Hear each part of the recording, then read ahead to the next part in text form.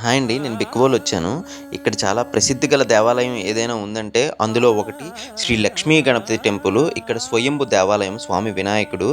ఇందులోని యాక్చువల్లీ రాజమండ్రి నుంచి మనకి 40 కిలోమీటర్లు పడుతుంది. అదే కాకినాడ నుండి అయితే 33 కిలోమీటర్లు పడుతుంది చేరడానికి. నేను వైజాగ్ నుంచి ఇక్కడికి చేరడానికి నాకు 208 కిలోమీటర్లు పట్టింది. కానీ దేవాలయం అయితే చాలా ప్రసిద్ధి గల దేవాలయం అండి. ఇక్కడ స్వామి వినాయకుడు తొండము కుడివైపు ఉంటుంది. అదే ఇక్కడ ప్రత్యేకం కూడా. అండ్ స్వామి ఇక్కడ పొలాల్లో వెలిశారు. ముఖ్యంగా ఇది చాలా సంవత్సరాల క్రితం నుంచి ఉన్న దేవాలయం. ముఖ్యంగా ఇది స్వామి చాలా చిన్న విగ్రహంతో ఉండేవాడంట.